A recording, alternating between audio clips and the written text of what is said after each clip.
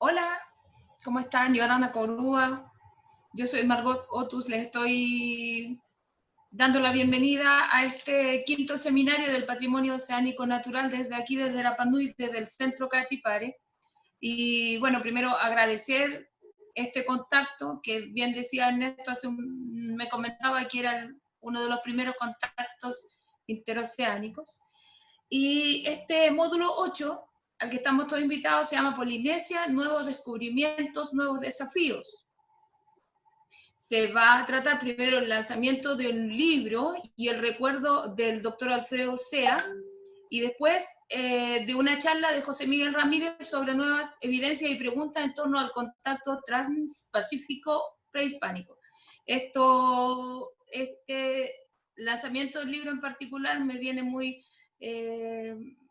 me hace sentir muy bien porque mi tío, hermano de mi papá, Regino Calderón, trabajó junto al doctor Sea, así que nosotros también tenemos muchas historias desde el otro lado de este tema.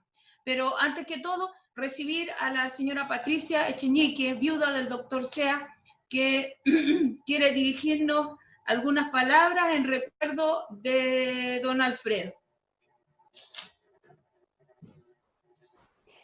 Margot, ¿me escuchan? ¿Escuchan? Sí, perfectamente. Sí, le escuchamos. Yorana. Yorana a todos, buenas tardes. Quiero saludarlos solamente para decirles lo contenta que estoy, pensar en que Alfredo nos está mirando aquí a su amigo, a su familia Rapa Nui y a su familia Condi y a todos sus amigos queridos que están interesados en ver las novedades que nos trae la segunda edición de sus dibujos, que son el trabajo de tantos años,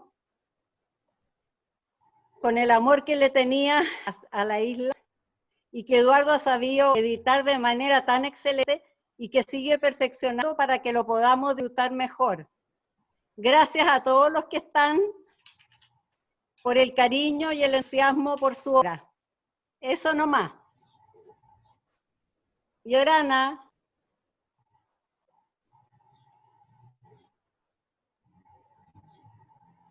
Yorana.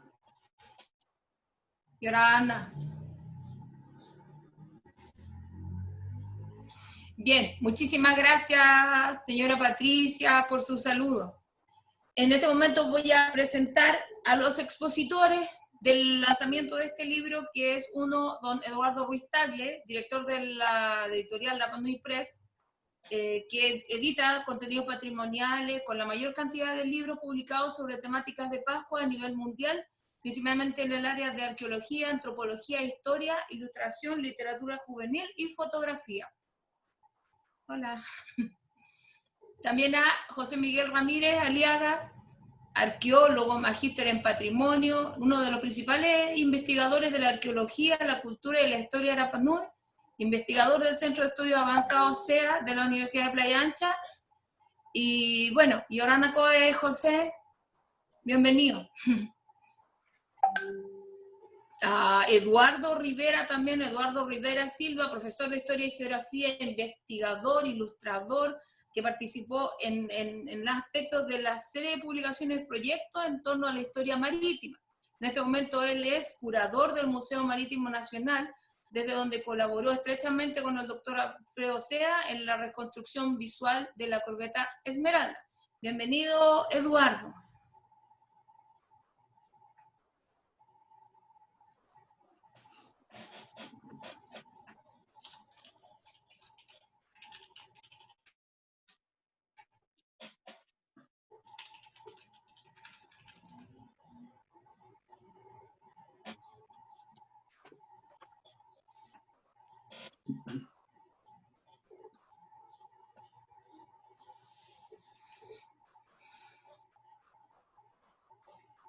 Estimados, pueden iniciar su presentación.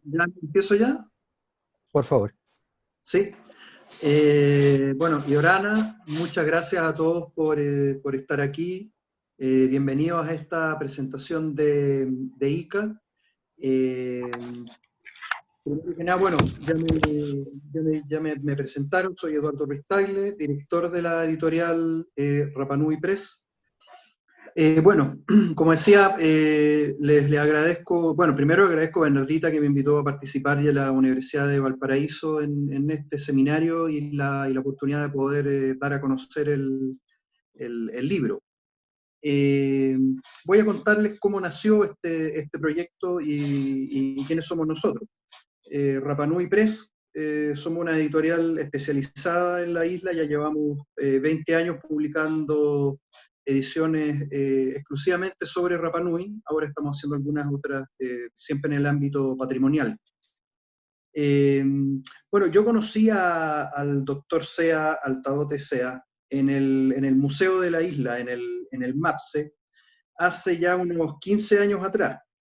En esa época la editorial contaba recién con unos más o menos, creo que eran como 2 o 3 libros, así que yo ya tenía conocimientos de él a través de justamente José Miguel Ramírez, que había organizado una exposición de sus láminas, y yo había flechado con su trabajo, y cuando lo vi en el museo fue una impresión y un tremendo honor poder conversar con él, y patuamente le planteé la posibilidad de hacer un libro, y obviamente que él no me pescó mucho porque, nada, tenía 3 libros, no tenía, no nos conocíamos mucho tampoco.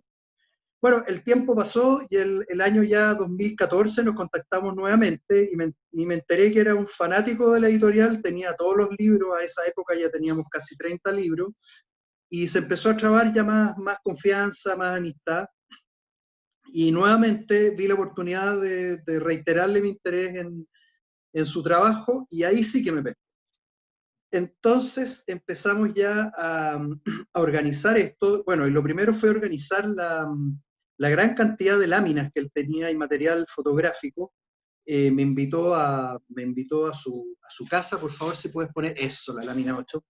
Me invitó amablemente a su casa, él tenía un estudio, ahí se ve un pedacito, era un estudio de 2 pisos, al estilo como de Neruda, maravilloso, lleno de peces colgando, una vaca ama colgando, la esmeralda siempre presente colgando el techo también. Y ahí empezamos a organizar todo su material, tanto las láminas como el material fotográfico que tenía. Todo esto en la herradura. Fue una verdadera aventura, alucinante, porque todo esto se mezclaba con el tema de la isla y, como mencioné, con el tema de la esmeralda y los buceos que había hecho en la esmeralda, ¿no? La lámina 3. Iniciamos todo esto fotografiando en alta resolución todo el material que él tenía sobre Rapa Nui, porque también tenía sobre otros lugares peces de Chile.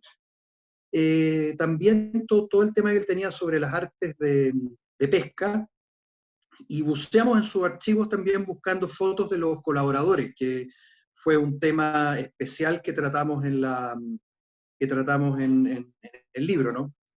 Colaboradores que tienen un lugar muy especial al inicio de la obra.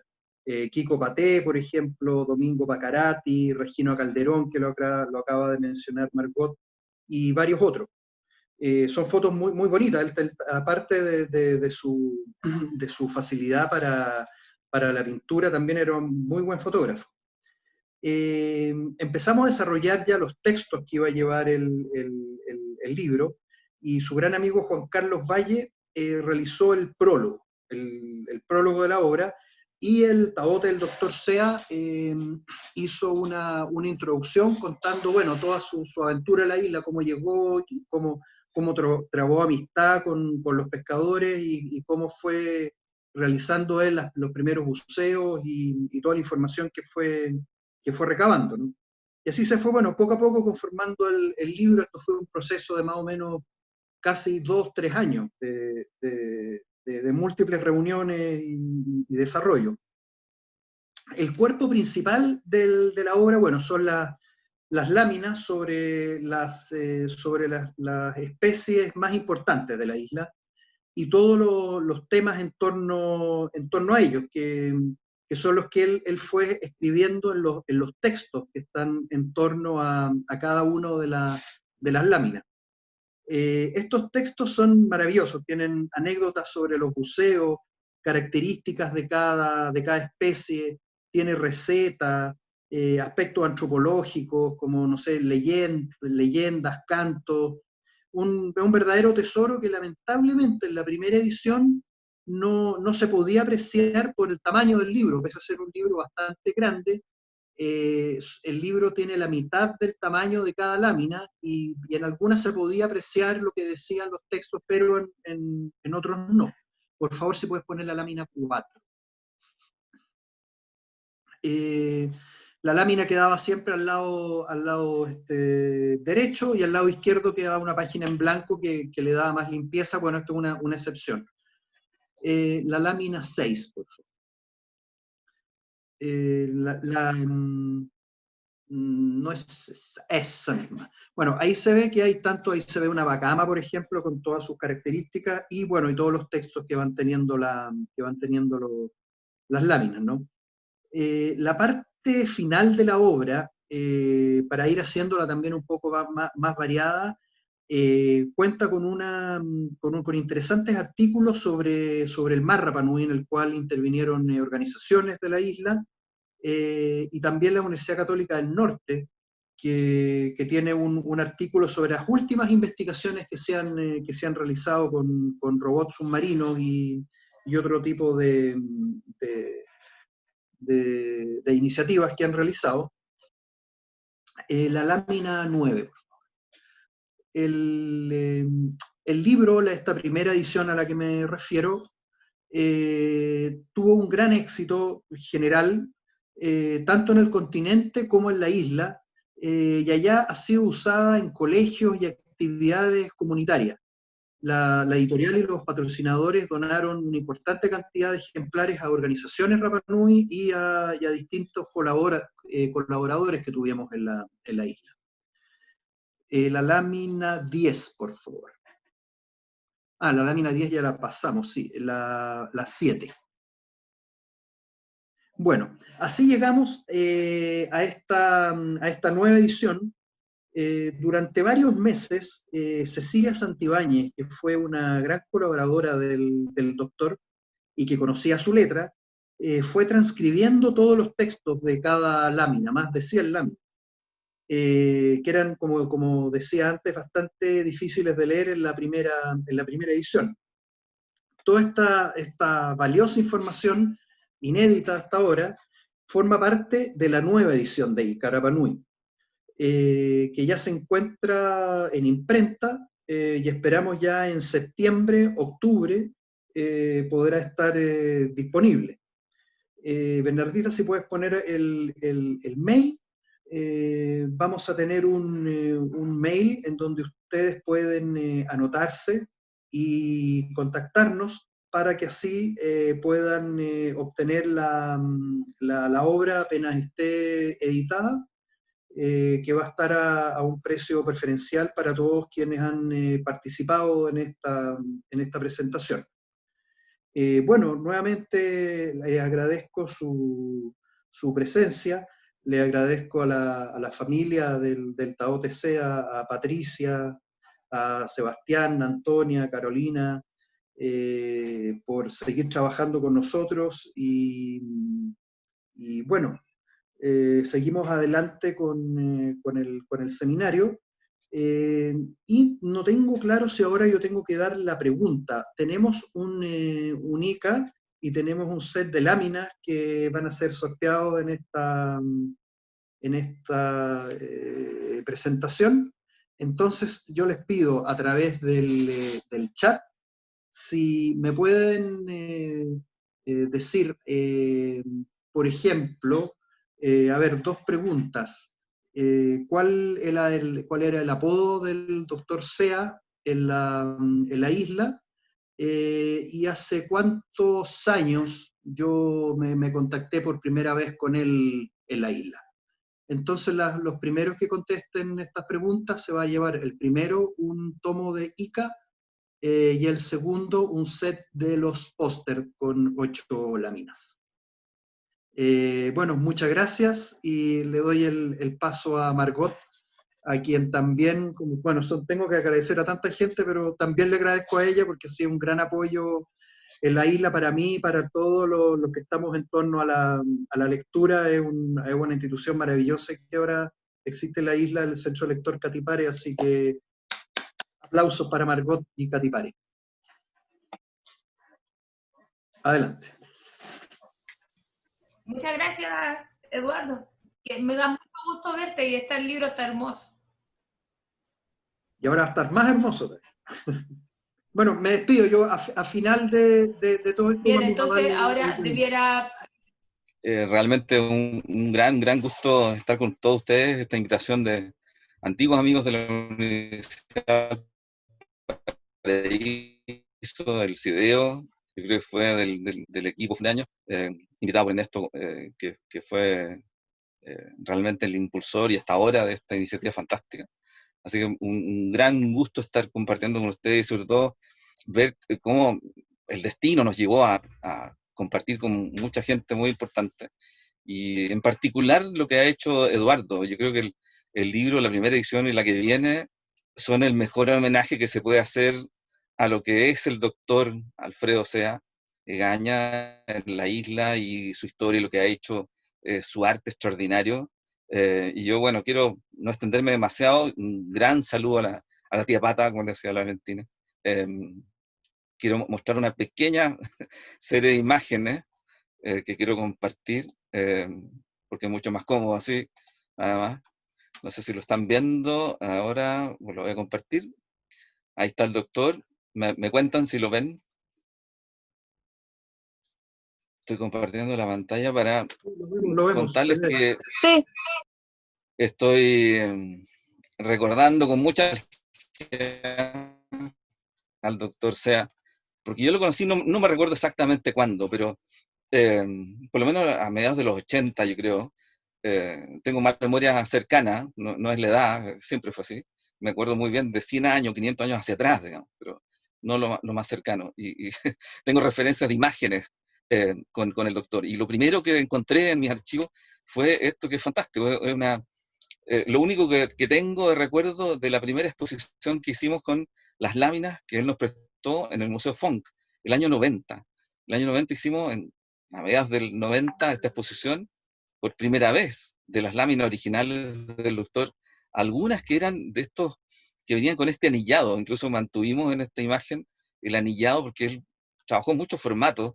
Algunos de los peces que pintó con un talento extraordinario, a tamaño natural. Otros obviamente no voy a hacer un IBG o un tamaño natural, pero los más pequeños sí a tamaño natural. Y lo más fantástico era poder rescatar justamente lo que ahora rescata Eduardo, que son los textos. Aquí hay un trabajo extraordinario de etnografía, o sea, aparte del talento artístico del doctor Sea, que es realmente un personaje de otra época, un hombre del Renacimiento, eh, con toda la información que recopiló por años de años, bueno, ya escuchamos de sus contactos con mucha gente de Rapa Nui.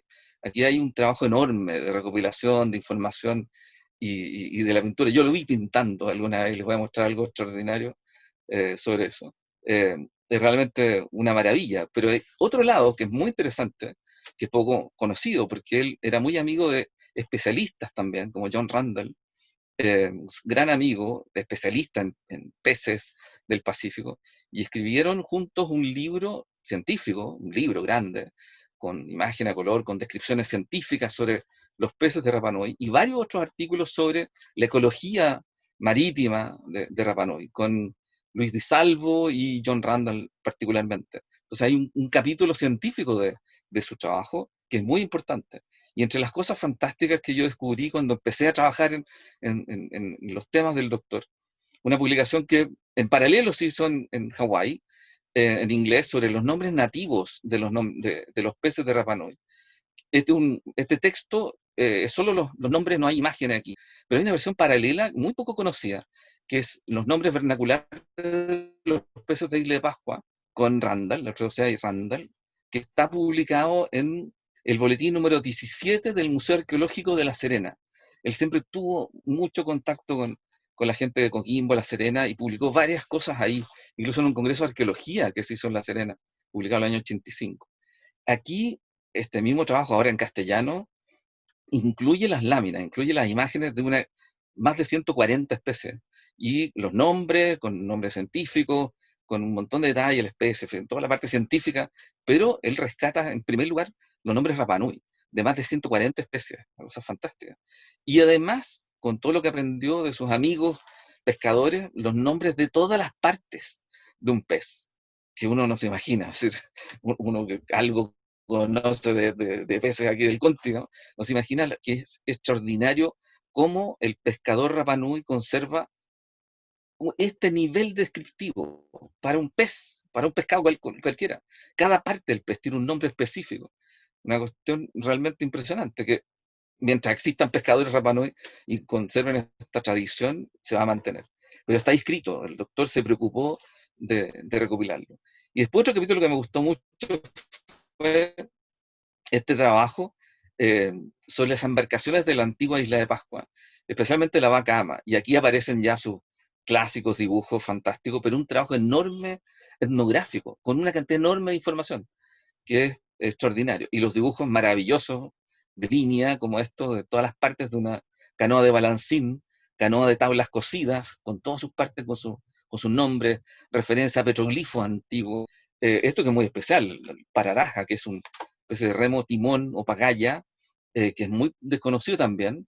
De hecho, hay solo una pieza arqueológica, etnográfica, que está en el Museo de la Merced, que es el cabezal, un cabezal desprendible. O sea, está el mango y se amarra en un extremo con una espiga. Es un material extraordinario.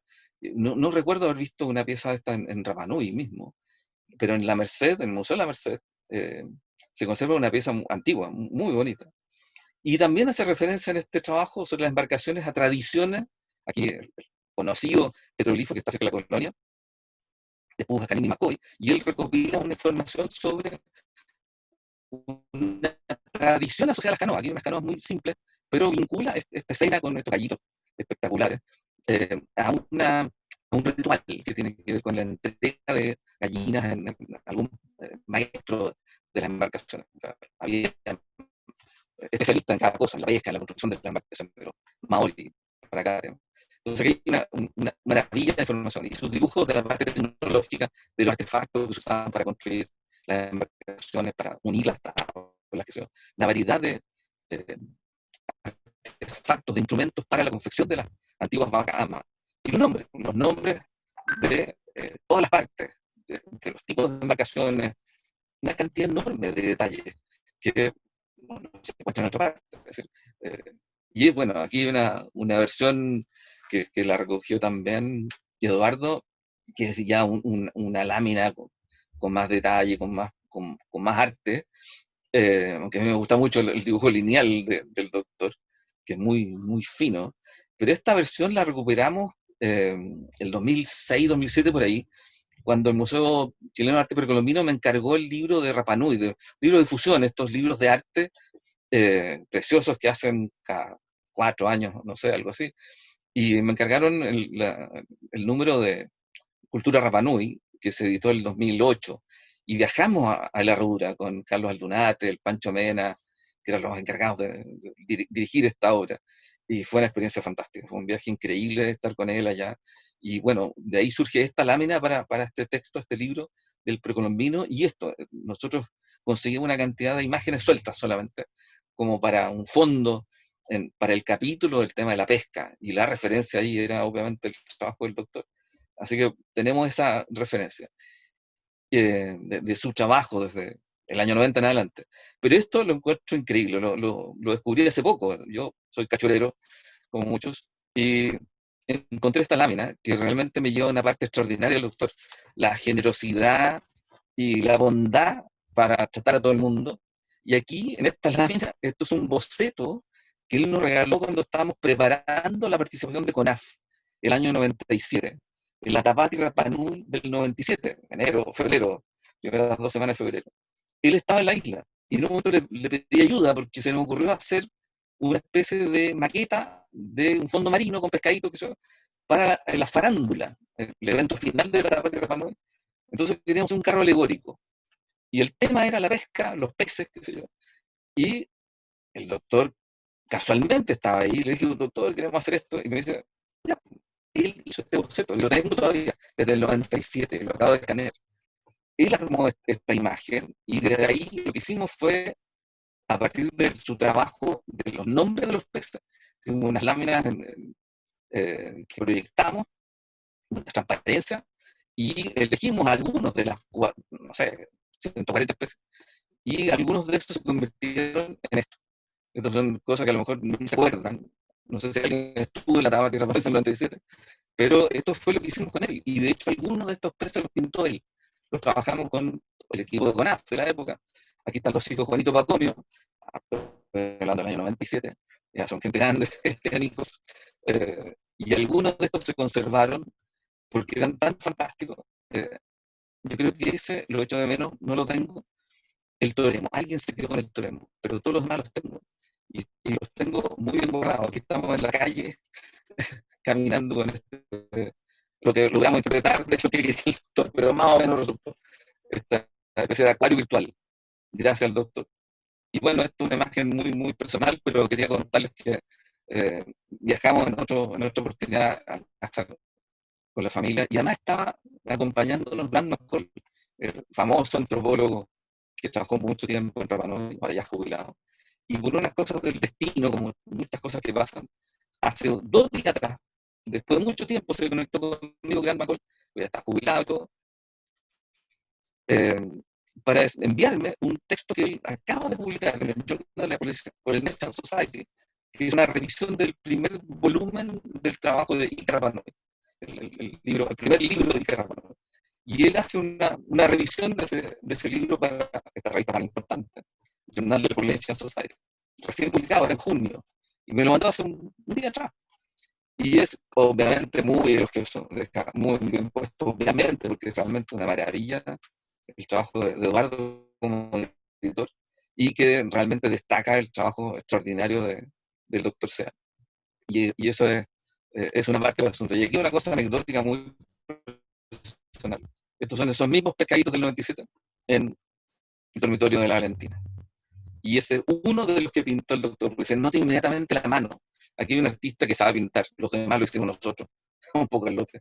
Así que bueno, esto es un recuerdo especial de lo que fue el doctor. Muchas maururu.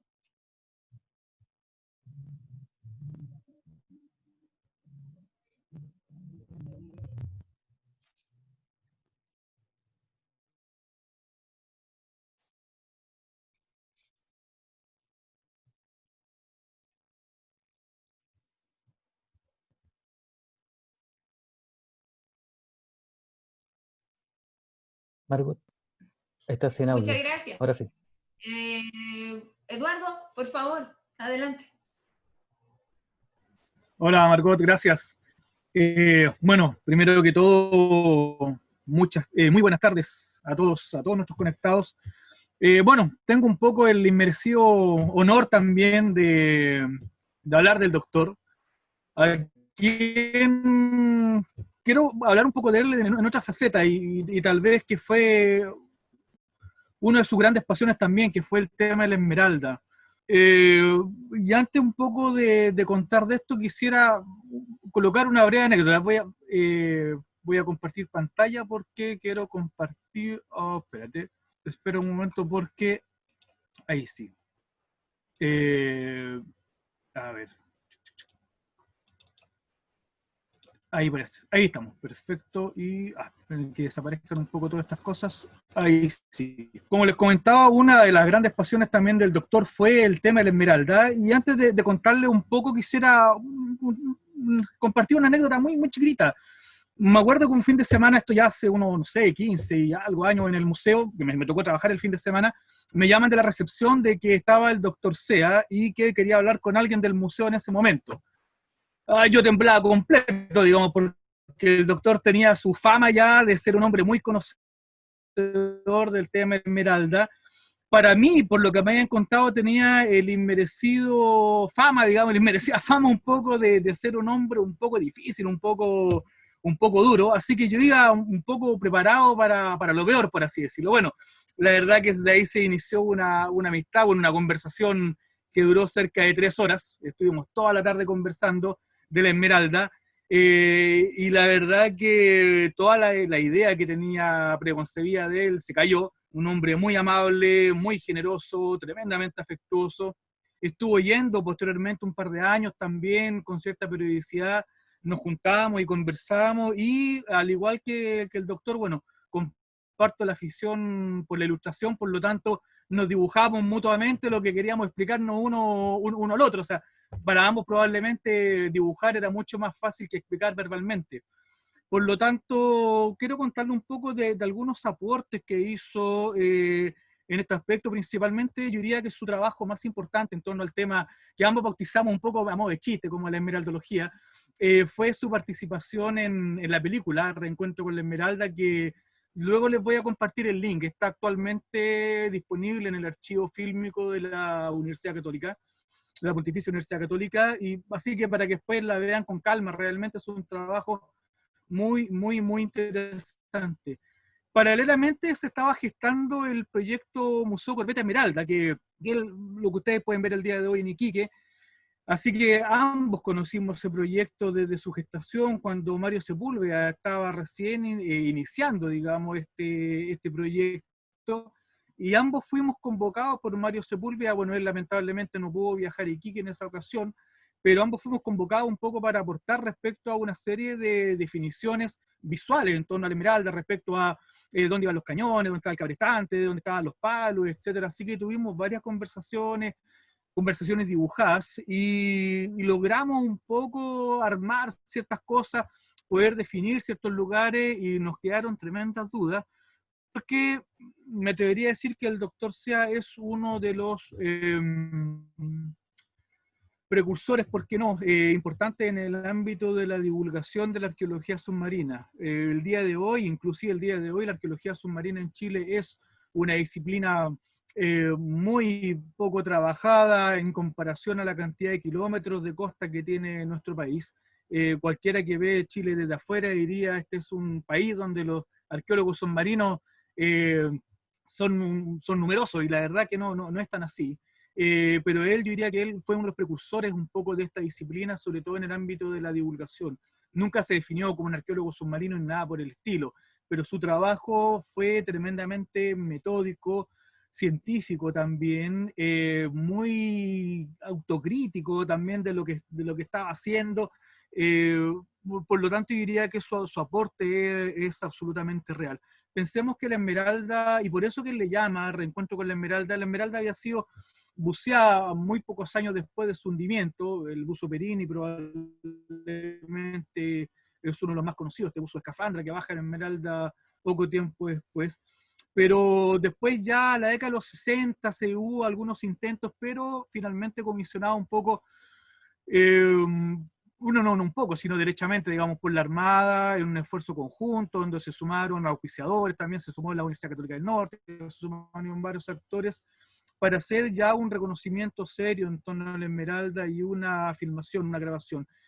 Hay un artículo, se lo recomiendo, que está en Revista Marina, del almirante Yoho, que él habla de todo, un poco de este proyecto, cómo fueron sus tras bambalinas, ¿cierto?, de la ejecución del proyecto, de la filmación de la Corbeta Esmeralda, de la película Reencuentro con la Esmeralda. Muy interesante, se lo recomiendo. Así que voy a subir de ahí, probablemente el link lo voy a buscar y lo voy a subir en el curso de la presentación también, para que lo encuentren. Algunas cosas que les quiero mostrar, por ejemplo, estos son los bocetos que hizo el doctor respecto a la Esmeralda, una vista de corte también, ¿cierto?, una vista superior. De hecho, el mismo Yoho menciona que en la jornada final de buceo en la Esmeralda, precisamente ven este buque prácticamente completo. Aquí me quiero detener en una cosa, y esto es, yo siempre lo menciono porque esto es un aporte directo del doctor, cuando me dice Eduardo, yo cuando bajé a la Esmeralda pensaba que me iba a encontrar con un montón de maderos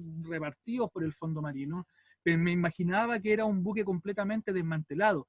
Y me dice, cuando bajo y me encuentro con un barco completo, saqué la gran conclusión de que la Esmeralda no era un buque viejo, era un buque obsoleto. Estoy casi citando las palabras del doctor. Un buque bien hecho, armado, me decía, de muy buena calidad. Esto contrasta totalmente con la visión que se tiene respecto a la Esmeralda como un buque cayéndose a pedazos en el combate naval de Iquique. Me decían, no, es un buque que está completo. Esto, la verdad que lo recuerdo permanentemente, y es casi citar al doctor, porque yo diría que es uno de sus aportes más importantes en torno a la reconstrucción de la historia de buque que tanta importancia tiene para nosotros.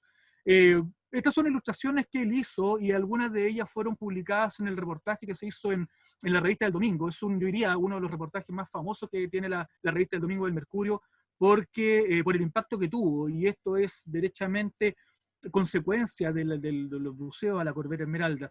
Él fotografió, ilustró, ¿cierto?, lo que fue encontrando, y esto, por ejemplo, algunas de estas piezas se conservan el día de hoy, existen, ¿cierto?, como parte de las colecciones de algunos museos, como el Museo Histórico Nacional o el Museo Naval de Iquique, que voy a mencionar al final un poquitito el influjo que tuvo él en eso.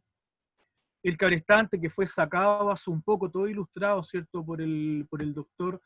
Esto es una ilustración también de él, ¿cierto?, de la extracción de algunos objetos de la cubierta 1, digamos, la que está abajo, la cubierta principal. Algunos elementos como este sextante que se conserva el día de hoy como parte de la colección del Museo Histórico Nacional. Estas vistas de corte, con estas vistas con el doctor trabajamos mucho y rayamos, corregimos, subimos, bajamos cosas. Con estas vistas en corte trabajamos muchísimo, muchísimo, muchísimo. Eso también es muy interesante, esta vista, como si alguien estuviera mirando el buceo. Es francamente notable. Esta vista también habla un poco de eso, lo que él nos comentaba, una embarcación completamente armado. La verdad que lo que se pudiera hablar de su aporte en torno a la reconstrucción de la corbeta Esmeralda, todo sería muy poco, principalmente porque, cuando tenemos un buque que es de una importancia tremenda, cuando bucearlo es complicado, la Esmeralda está a 42 metros de profundidad. Haber hecho esto el año 1978, ¿cierto?, con la tecnología existente en el año 1978. Yo no soy un entendido en buceo, no, pero me imagino que cualquier persona que entiende, ¿cierto?, cabalmente el tema del buceo, lo conversamos en su momento con Fernando Luxinger, que también trabajó con el doctor y que hizo, digamos, también en su rol de divulgador, hizo, digamos, documentales donde se trata el tema de la Esmeralda. Con él conseguimos también que bajar este buque a 42 metros de profundidad no es cosa sencilla. Pensemos más aún lo que es filmar, lo que es croquear. El doctor posteriormente hizo croquis en torno a una serie de estructuras.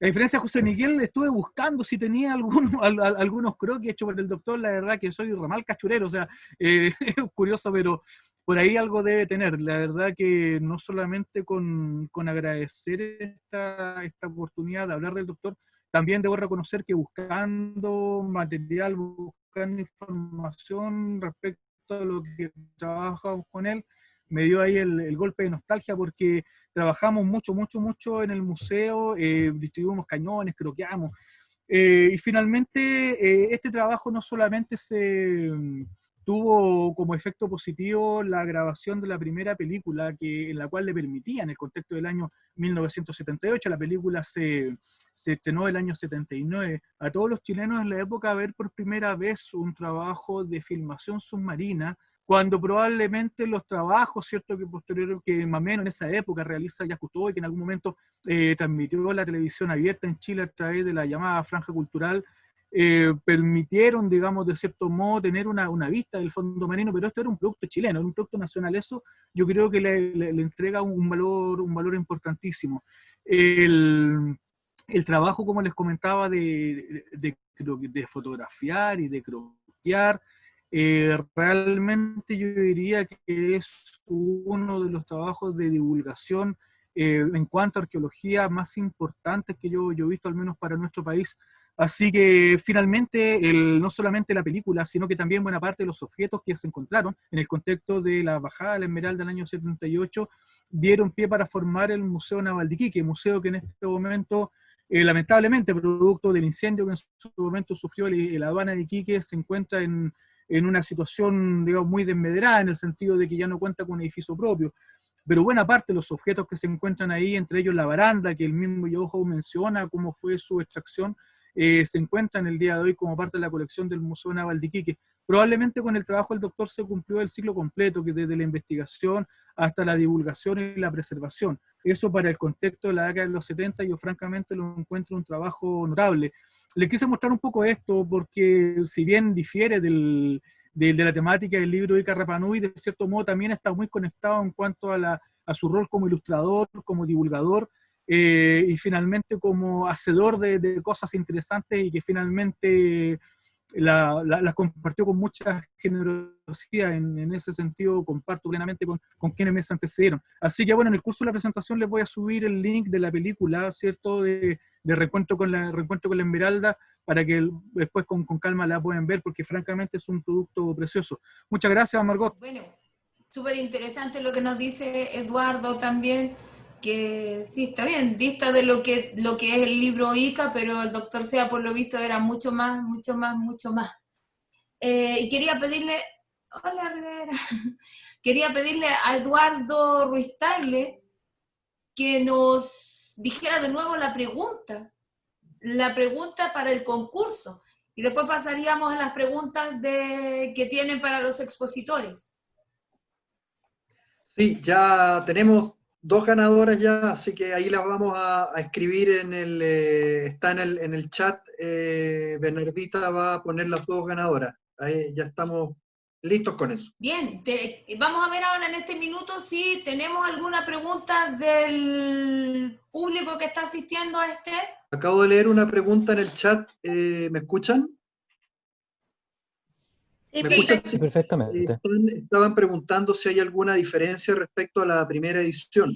Efectivamente, la primera edición solamente tenía en la página derecha la lámina y la página izquierda quedaba en blanco.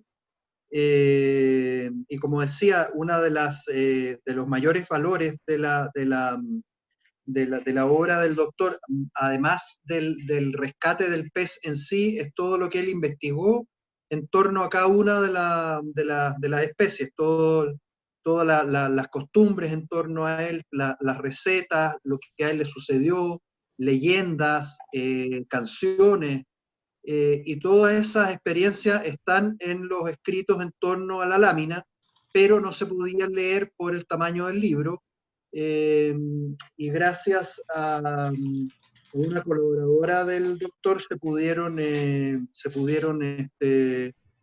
transcribir. A Cecilia Santibáñez, ella transcribió todos estos textos y que ahora están en el libro, en la página izquierda están los textos y en la derecha el pez.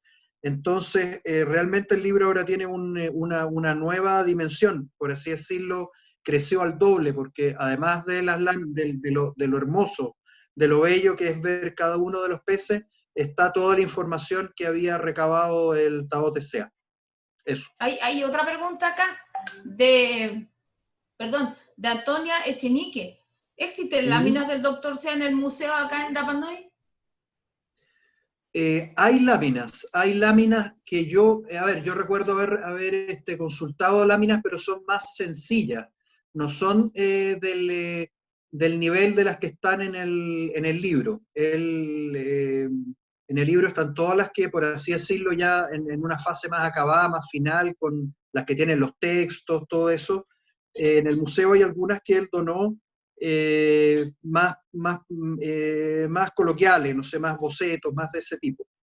Obviamente que valiosas, pero no del nivel de las que están en el libro, y que a todo esto valoro mucho lo que hizo la familia con la obra del doctor, porque no pasa siempre, después del fallecimiento de un autor, de un artista, de un escritor, muchas veces se vende todo. Lo mismo pasó, por ejemplo, con un libro que hicimos hace poco con la obra del fotógrafo de Lorenzo Domínguez. La familia hizo lo mismo, tienen todas las fotografías, por ejemplo, en el caso de Domínguez, tienen todas las fotografías, las escanearon, las ordenaron, y eso permitió hacer un muy buen libro sobre Domínguez, y lo mismo sucede con la obra del doctor. La familia, con mucho cariño, guardó toda la obra, la tienen bien preservada, y para la posteridad no se va a perder. Así que aplaudo eso, lo aplaudo mucho, porque no es algo que pase normalmente en Chilito Lindo. Aquí muere un autor, muere alguien, y alguien coleccionista, qué sé yo, y los hijos, la familia, venden todo y solamente ven por el lado de las lucas. Así que lo aplaudo mucho eso. Vale, muchísimas gracias, Eduardo. Hay más preguntas, pero esas las vamos a enviar la respuesta vía correo electrónico para seguir con nuestro itinerario. Entonces, ahora me queda hablar presentar a la señora María Cecilia Toledo, una destacada cantante lírica y gestora cultural, que nos trae un tema de las Corfo y las industrias creativas. María Cecilia, por favor.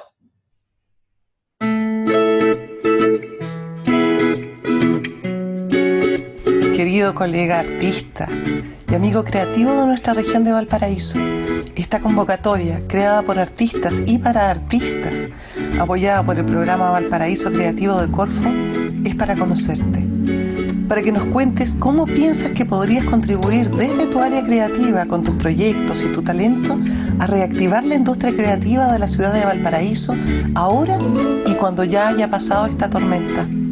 Por favor, no te compliques, es mucho más fácil de lo que piensas y solo te tomará un par de minutos inscribirte. Conocerte a ti y a tu proyecto nos ayudará a todos a crear una red permanente de apoyos mutuos y al mismo tiempo a difundir nuestro talento ante quienes se interesen en comprar nuestros servicios creativos y en abrir nuevas fuentes de trabajo en la región. Te invitamos a crear para seguir creyendo, a salir de la inercia y a demostrar de lo que somos capaces cuando nos unimos.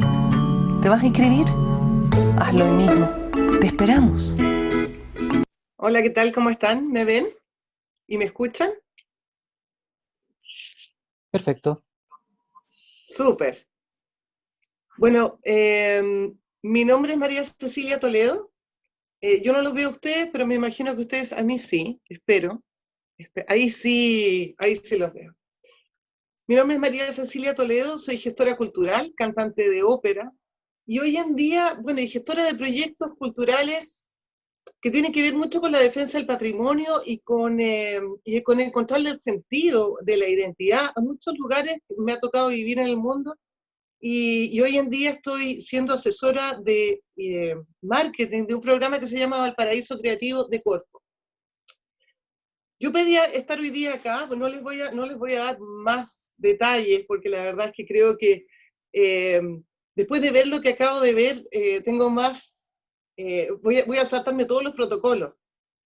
Yo lo que les vengo a decir es que en esta iniciativa, donde estoy aliada con una plataforma de servicios creativos, la primera, una especie de páginas amarillas de todos nosotros, y donde estoy muy contenta de que me hayan dado esta posibilidad de parte de Corfo y de su programa Valparaíso Creativo, lo que ahora me convoca y me hace muy feliz es poder estar en este círculo con todos ustedes, porque se ha convocado a artistas visuales, a músicos, a gente de la hotelería, de la gastronomía, y a gestores culturales, para proponer proyectos, ideas, ¿no es cierto?, para después de esta tormenta que nos atacó, digamos, en términos de pandemias y problemas varios que nos han tenido muy afectados en términos de región. Pero lo que no ha habido en esta convocatoria, hasta el día de hoy, que me llama mucho la atención, es mirar hacia el mar. Todas las propuestas que nos han llegado, absolutamente todas, han tenido que ver con el desarrollo de la música, el atractivo turístico de Valparaíso mirado desde el flanco de la actividad gastronómica, y así sucesivamente. Lo que me llama muchísimo la atención, y por eso también pedí estar hoy día acá, es que es muy difícil que la gente, y específicamente los artistas tan importantes para difundir la historia de nuestro patrimonio, ¿no es cierto?, y para mantenerlo vivo, y para mantenerlos el corazoncito latiendo de verdad, ninguno se da vuelta a mirar hacia el mar. Se habla poco del pescador, se habla poco de la historia marítima, se habla poco del patrimonio que representa el mar en un sentido totalmente cultural y que debería representarnos a nosotros históricamente en una identidad que lo defendiera a brazo partido y que nos representara artísticamente. Entonces mi llamado hoy día es a ayudarme con esta convocatoria que no tiene premio, les va a llamar la atención, no es un concurso por primera vez, esto no tiene nada que ver con los premios, esto tiene que ver con sencillamente la posibilidad de visibilizarnos a través de una plataforma permanente en términos de industrias creativas, en estas 5 categorías, y al mismo tiempo llamarnos a una autogestión que nos provoque el día de mañana la posibilidad de tener una economía naranja que funcione y que nos saque de esta inercia tremenda en la que estamos. Por lo demás, ustedes sabrán que las universidades, a nivel, digamos, de gente, de los académicos, lo que se está pensando hoy en día es que lo que nos va a salvar de la problemática, digamos, económica, y todo lo que nos ha afectado esta pandemia son justamente las industrias creativas. Así es que eso, dejarlos invitadísimos a participar de esta convocatoria en la que se están pidiendo solamente ideas de proyectos que puedan tener una, digamos, reactivar desde las industrias creativas a la economía de nuestra región y muy especialmente enfocados en la ciudad de Valparaíso. Vuelvo a insistirles que si hoy día estoy acá es justamente porque lo que menos se ha enfocado y que me llama muchísimo la atención, yo soy hija de un marino, es no mirar al mar. Somos pura costa y nadie mira al mar. Me llegaron 30 propuestas y ninguna tiene que ver con reactivar las industrias creativas, impulsar el turismo creativo, potenciar el sentido patrimonial de la ciudad mirando hacia el mar. Eso me impresiona mucho y no sé si ustedes tendrán la posibilidad desde sus puestos, desde su capacidad de gestión, digamos, y de sus roles, de los roles que cada uno juega, de ayudarme a que esta convocatoria tenga un vuelco en este próximo mes y llamemos a los estudiantes y a la gente que está hoy en día con la posibilidad de presentar ideas, que lo hagan desde esta mirada, o sea, que se den vuelta, no miren más a los cerros y que miren al mar. Así es que esa es mi llamado, mi petición. Así es que, mira, fantástico. Aquí están saliendo, por favor, todas las personas que tengan proyectos, por favor, que las dejen, manden, fantástico, fantástico. Miren, valerte.com, así se llama la plataforma, valerte.com. Así es que, y para más preguntas, porque tengo poquito tiempo, no los quiero marear, ustedes están en otras cosas muy oceánicas, estaban en el fondo del mar y yo los traje de vuelta aquí a mirar el mar desde arriba, pero se llama, a ver, para que me contacten, MC Toledo, como María Cecilia Toledo, @ como M de mamá, E de Eduardo.com. mctoledo @me.com. Les agradecería muchísimo que me mandaran sus ideas y también cómo ustedes, desde sus flancos, desde sus posiciones importantes, me pueden ayudar para que este próximo mes me lleguen un montón de propuestas que miren hacia el mar y que lo potencien como el patrimonio cultural de Chile, cosa que no ha ocurrido hasta ahora. Así que muchísimas gracias. No sé si se necesita exactamente, ahí está, mctoledo @me.com. Les cuento que brevemente que este proyecto ya cuenta con el apoyo de Cernatur, del Ministerio de Cultura, Cernatur, Ministerio de Cultura, de la Cámara Regional de Comercio, perdón. Muy importante también eso, la Corfo, por supuesto, y su programa Valparaíso Creativo, que están haciendo una apuesta por ayudarnos a autogestionarnos. Pero yo paso el gol de pedirles exactamente, no tienen que ser solamente artistas que vivan en Valparaíso, en la ciudad misma, perdón.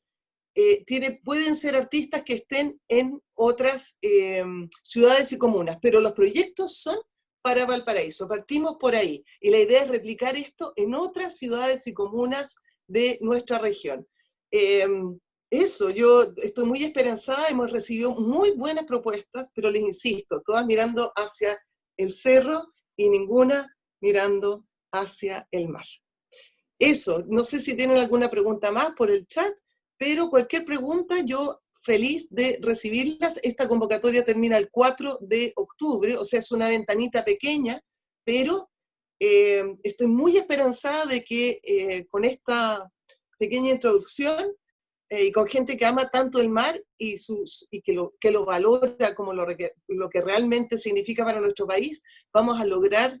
Eulogio Rojas, qué gusto de verte. Vamos a recibir el apoyo que tanto necesitamos para desde estas industrias creativas, que son el corazoncito de nuestro país, los artistas, los teatros, todos los servicios creativos, logremos enfocarnos en el mar.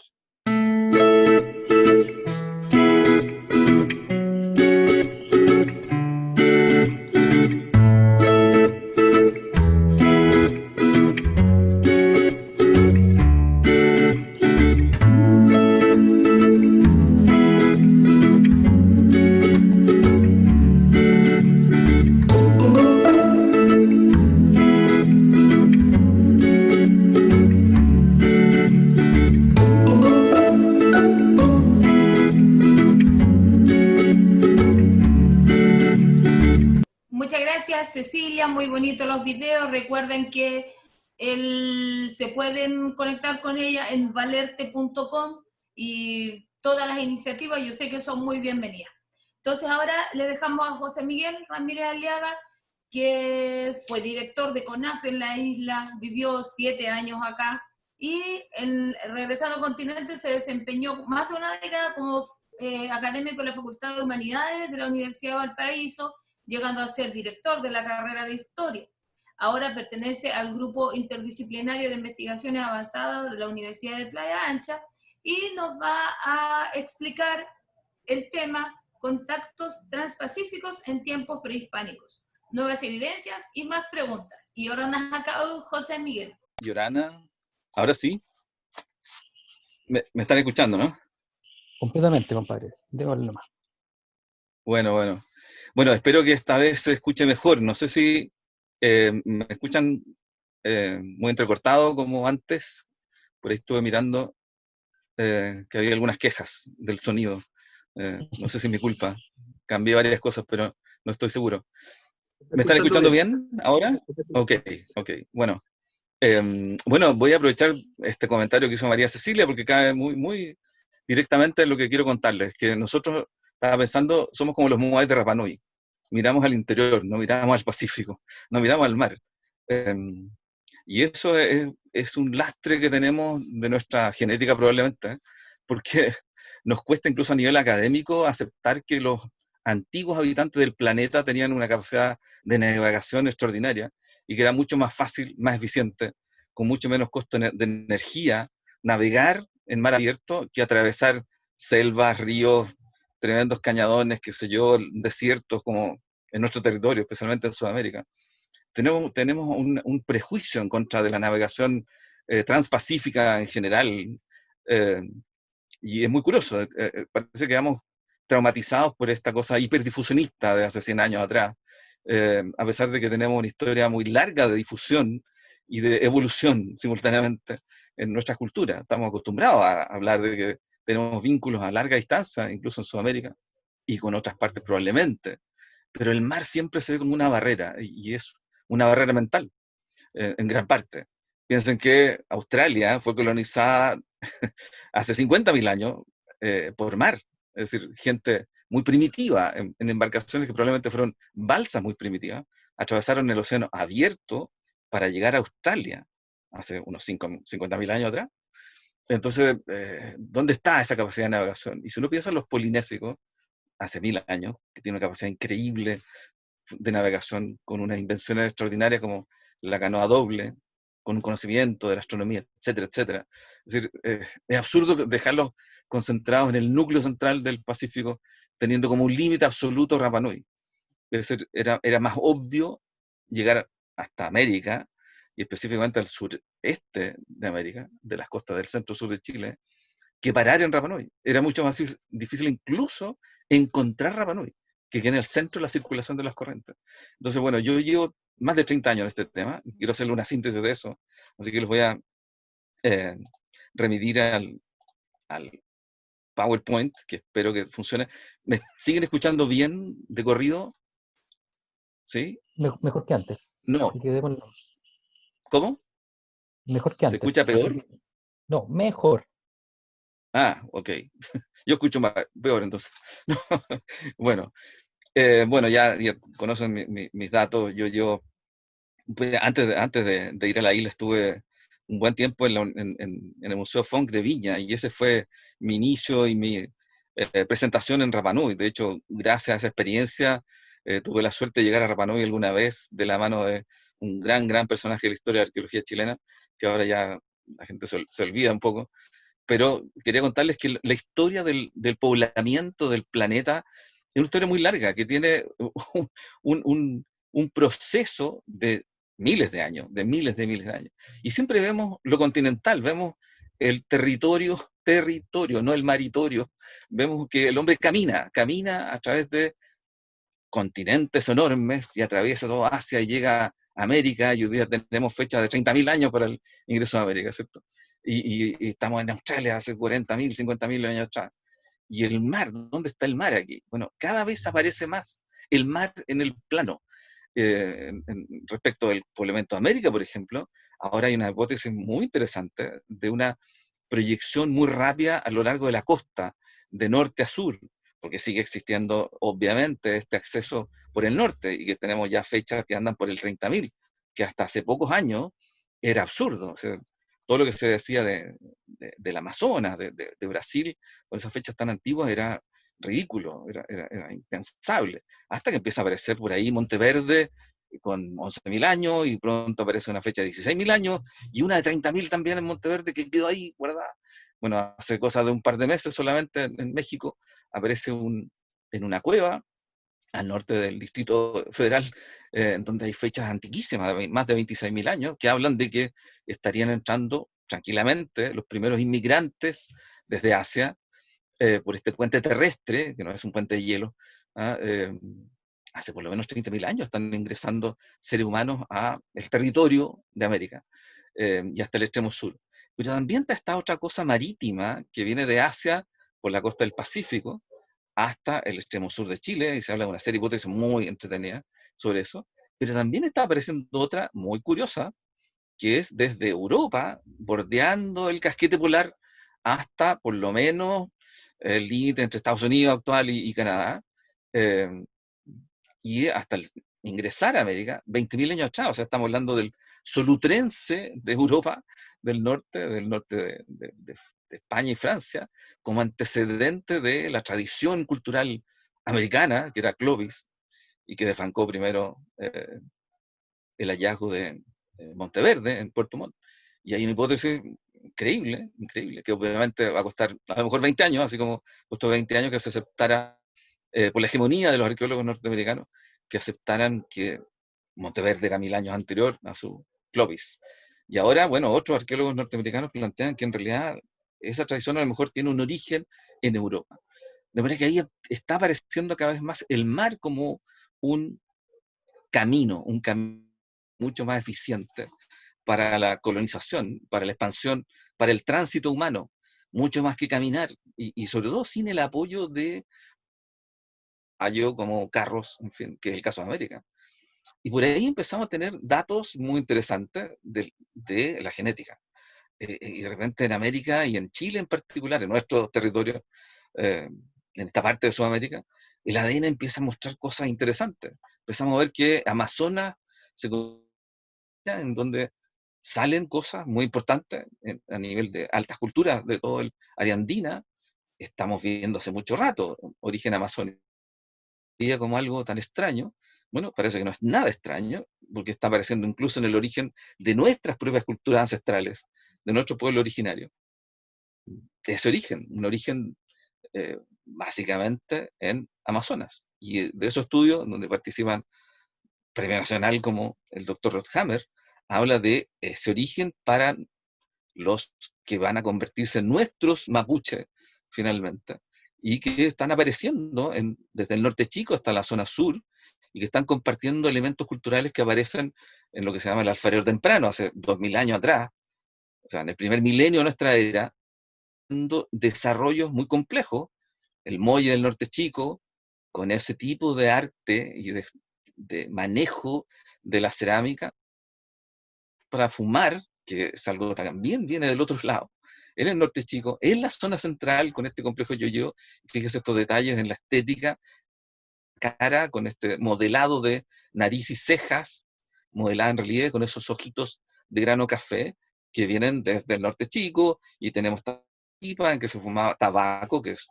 producto nativo, y otras cosas también, con algunos componentes alucinógenos también, y también en el sur, en la base de las culturas complejas de nuestro sur, tan vapuleado. Bueno, en Pitrén, hace 2000 años, también teníamos algo similar, hay algo que está compartiendo toda esa gente, y que viene del otro lado. Ahora, eso está pasando en el primer milenio de nuestra era. Y bueno, de pronto, y acá en la zona central tenemos lo mismo, y aquí están apareciendo en ese periodo algo que es como, como que está en la base de la cultura mapuche, que llega hasta hoy día, cerámica del alfarero temprano, de 2000 años de antigüedad, el jarro pato, que es Chumetahue. Pero por ahí al final de ese periodo de este primer milenio de nuestra era, del alfarero temprano, algo pasa en América. Y tenemos por un lado, ¿qué pasa aquí? Estos son, que obviamente no son polinésicos, vienen del otro lado. Y esto está registrado en la tradición, por un lado, Eric el Rojo y Eric Nil de nuestra era. Y llegan efectivamente, no es solo tradición, no es solo leyenda. Aquí hay evidencia arqueológica de la presencia vikinga en Norteamérica. No se quedaron. Lo interesante es que al parecer se van, pero parece que se llevaron algo de América. Y de hecho, se han encontrado, por lo menos hay un dato por ahí de ADN mitocondrial de nativa americana en Islandia. Es decir, estos vikingos se llevaron alguna polola nativa americana y dejaron descendencia que se encontró en gente actual de Islandia. Una importación no tradicional, en fin.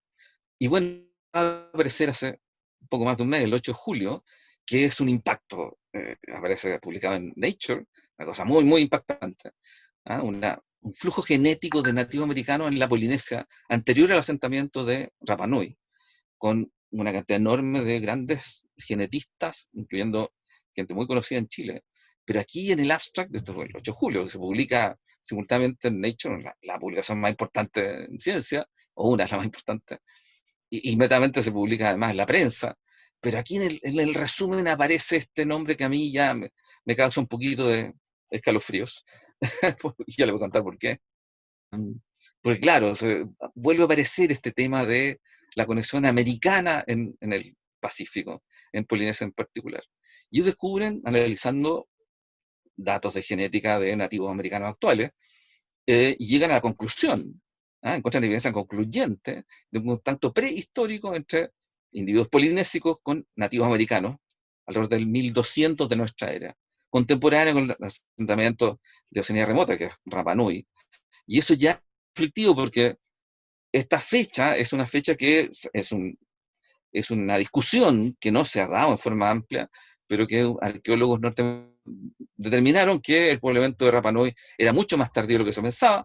Siempre estuvimos hablando entre 800 y 1000, y de pronto ellos hacen una higiene cronológica que para algunos que se publica por ahí, un análisis específico, dicen que es una exageración, un tema estadístico, un trabajo muy, muy científico, en fin, pero ellos instalan esta fecha del 1200, aunque no la compartamos, digamos, muchos, en fin. Pero sugieren que hay un contacto, un evento de contacto en la Polinesia Oriental, y que habrían sido individuos polinésicos con nativos americanos, estrechamente relacionados con de la Colombia actual. Y ahí, ¿qué pasó aquí? Porque claro, hasta ahora teníamos datos de posible vinculación con Ecuador, por un tema muy específico, pero Colombia nunca la habíamos escuchado. Ellos ven en la genética de todas muestras que obtienen en América, y aquí hay un pequeño problema, nosotros americanos descendemos de asiáticos, pero resulta que nuestros pueblos también tienen descendencia desde Asia, pero no comparan con los asiáticos. Entonces aquí hay algo extraño, pero resulta que donde encuentran esta vinculación, y hablan de mezcla, derechamente, en las Islas Marquesas, por el 1100, 1200, es de indígenas de Colombia. Y cuando uno va a esta mezcla en el Pacífico, ponen a los Zenú o Sinú en ese mapa, que eso no lo amplía, en esa parte verde, que están con una gran extensión hacia el Pacífico. Pero si uno revisa la literatura científica sobre los Sinú, en realidad son del Caribe. Y es una población de una alta cultura del primer milenio de nuestra era, que tiene un desarrollo extraordinario de un manejo hidráulico de las bajas que se inundan por ríos que llegan hasta el Caribe, y ahí se desarrollaron, y hasta tiempo histórico de hecho, pero tienen su gran esplendor en el primer milenio de nuestra era, cosas como esta. Y bueno, y los genes dicen que estos señores del Caribe, de Colombia, estuvieron en la Polinesia. La pregunta es, bueno, ¿fueron polinésicos que llegaron a Colombia y se contactaron con ellos y se volvieron con genes mestizos, o fueron colombianos del Caribe que llegaron hasta el centro? Que esto es bastante poco tragable, por decirlo de forma poco rústica. Y cuando uno revisa un poquito más, porque esto se publica de un día para otro, y llaman, que soy algunos especialistas, para hacer algún análisis de este trabajo, que no hay cómo hacerlo de un día para otro, porque se publica Nature al mismo tiempo que en la prensa internacional, que es muy típico. Bueno, y uno se empieza a entender quiénes son los que revisaron este artículo. Un señor lindo, de un laboratorio que no es muy conocido, y Paul Balin, muy conocido por mí, y un evaluador anónimo, que es típico, esto es científico, ¿no? Pero ¿quién es Paul Balin? Y lo más raro es que en este mismo número, un poco más adelante, en el mismo número de Nature, el amigo Paul Balin, sueco, publica un largo texto en que por supuesto aplaude esto, porque finalmente comprueba la hipótesis o la teoría de Heyerdahl sobre el origen americano, a pesar de que Heyerdahl buscó datos de América en todo tipo de culturas de todas partes, nunca de Colombia específicamente, pero todo tipo de culturas, escogiendo algunas cosas puntuales que podía comparar con datos de la Polinesia.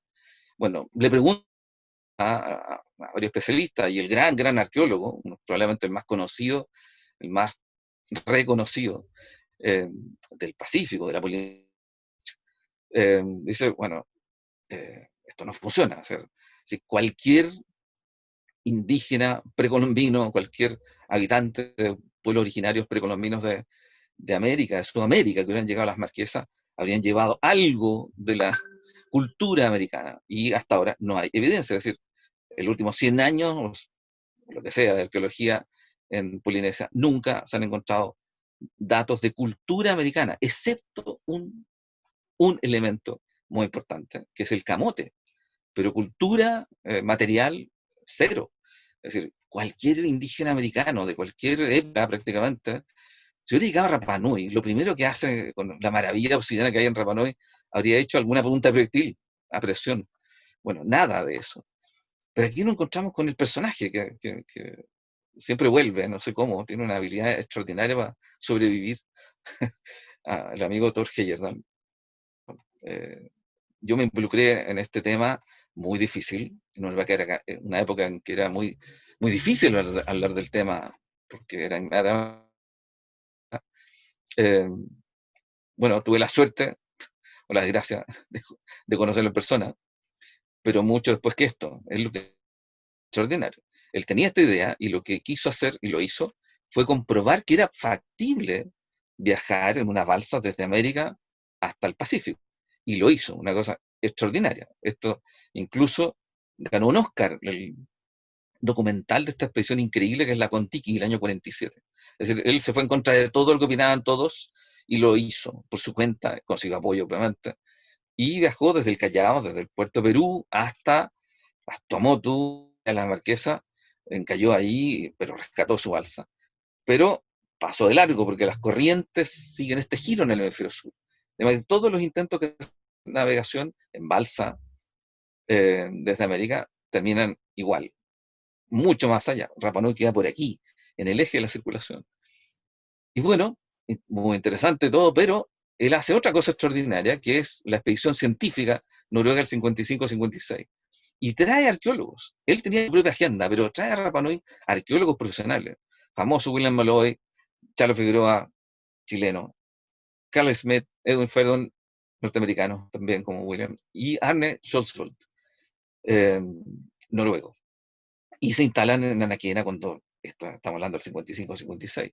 Su agenda, esto que vemos aquí, el Cusco, es exactamente lo que está aquí, Vinapú, el famoso muro, el muro exterior del Ajo Vinapú, que es obviamente incaico. Parece tan parecido que no puede ser otra cosa. Bueno, el concepto arquitectónico está aquí en el Inca, es muy distinto el concepto arquitectónico de Rapa Nui, pero aparte no hay nada más que eso. Así que no hay ningún artefacto, ni genética americana, nada de eso. El concepto de Rapa Nui es una estructura autosoportante que tiene un enchape de estas losas, que es una fracción incásica, ¿cierto? Pero lo incásico es bloques. Aquí no hay un relleno detrás de eso.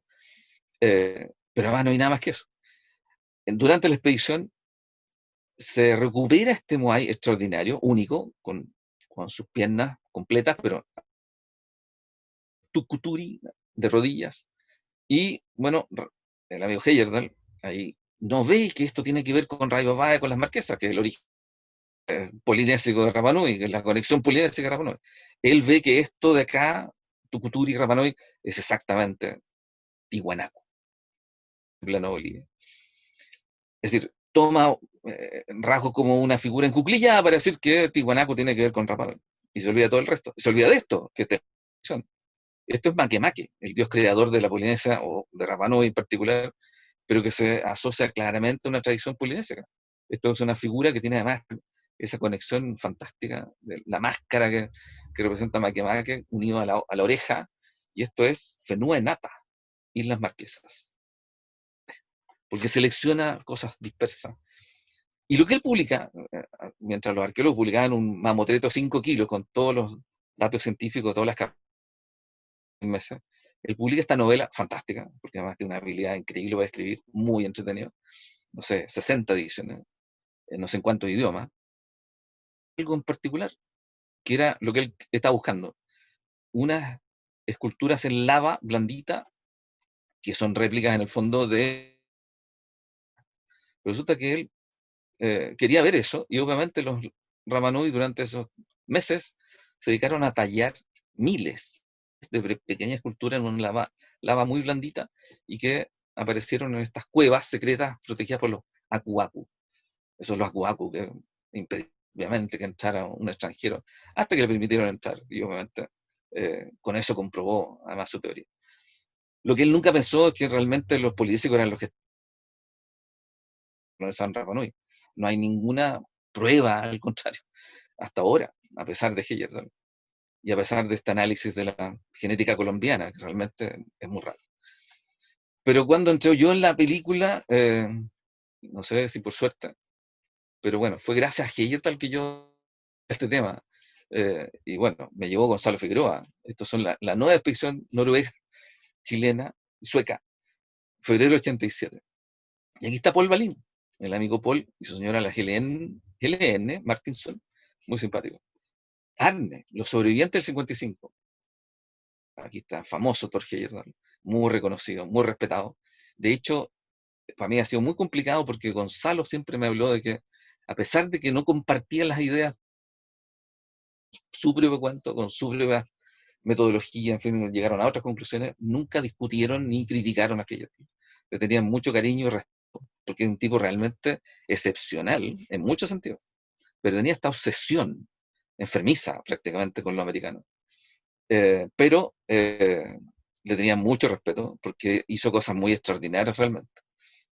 Mientras tanto, en la excavación de la Juna Unau, durante 2 veranos consecutivos, encontramos, yo tuve la suerte de participar aquí, pero del otro lado, en esta trinchera, cosas que ya había descubierto Sergio Rapo cuando excavó y restauró la trinchera. Apareció esta fase previa Esto es lo que conocemos de Ajunaunao hoy día, pero hay 3 etapas de Ajunaunao y una cuarta muy interesante.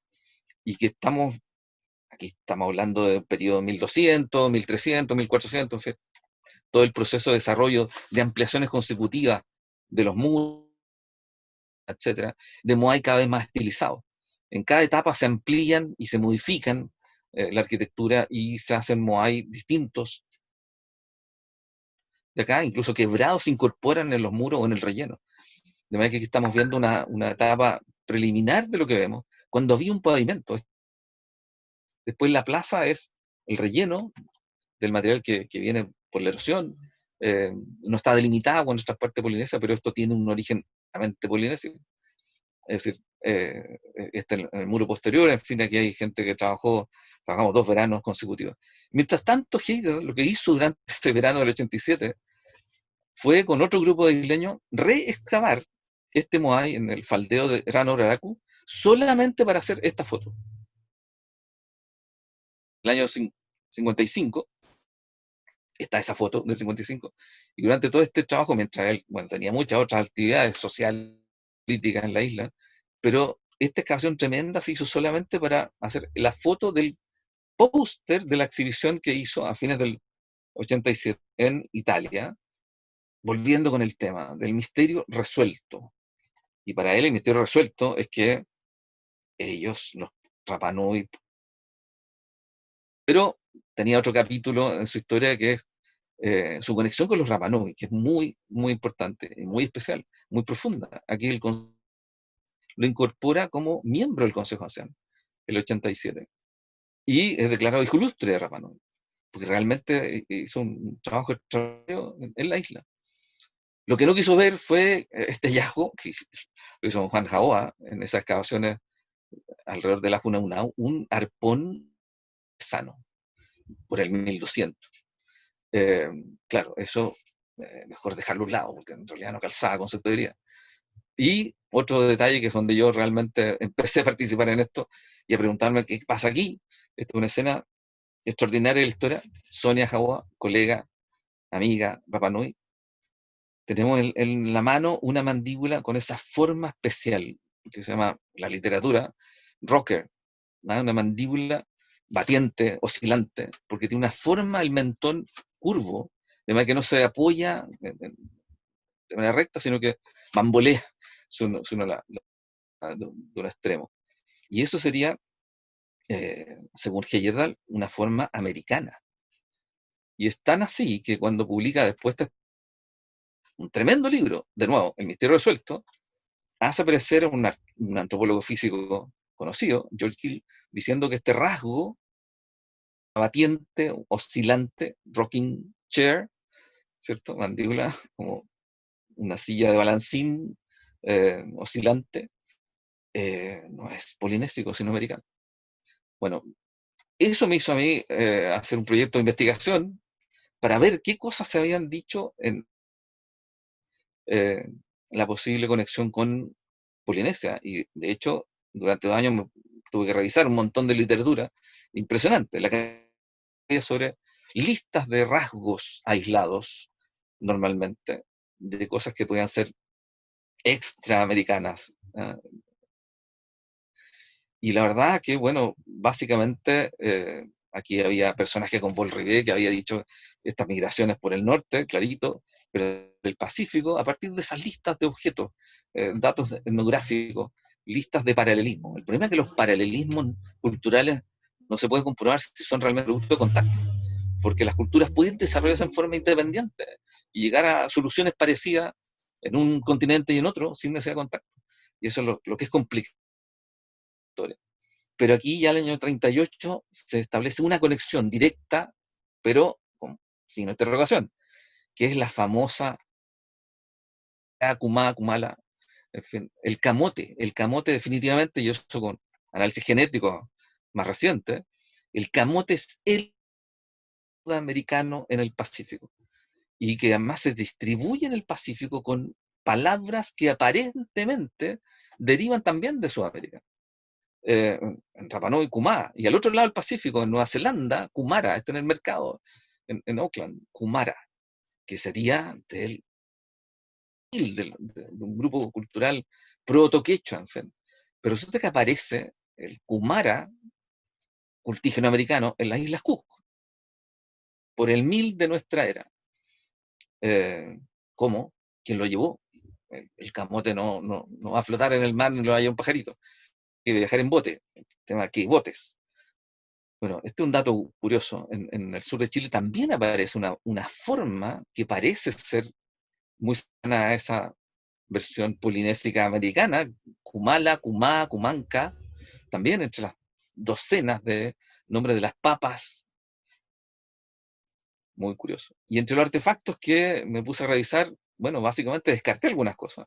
Los matá, que se había dicho desde 1910 que eran hallazgos arqueológicos, bueno, en esa época los matá eran artefactos típicos de la época tardía de Rapa Nui, cuando estaban en conflicto de la guerra, de la decadencia cultural, etcétera, etcétera. Estamos hablando de 1600, 1700 y hasta tiempo de contacto.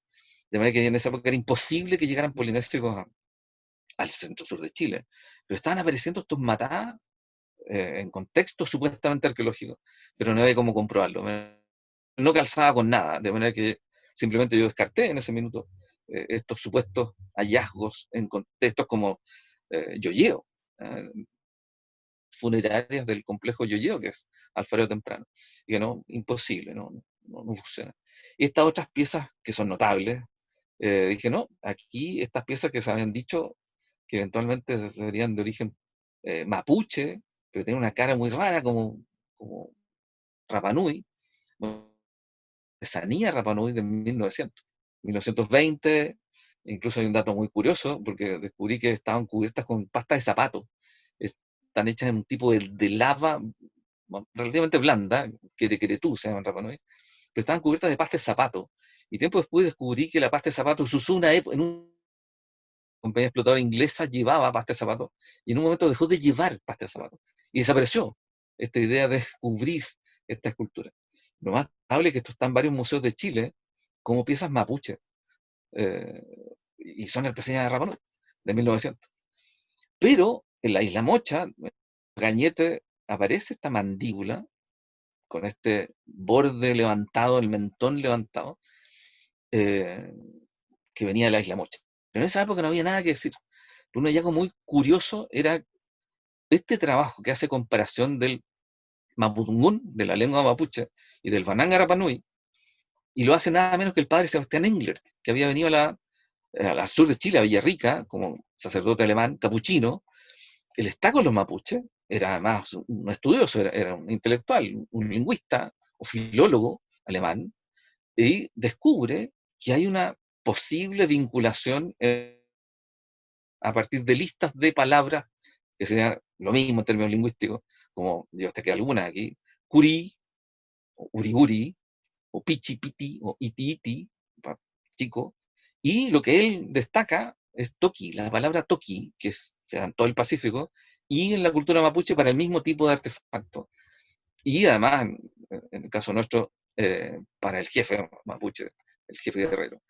Pero esto era otro de los artefactos que se había dicho que tenían algún origen polinésico, especialmente esta forma, la clava polinésica en el mundo mapuche, entrada en contexto, así que era un misterio de dónde habían salido.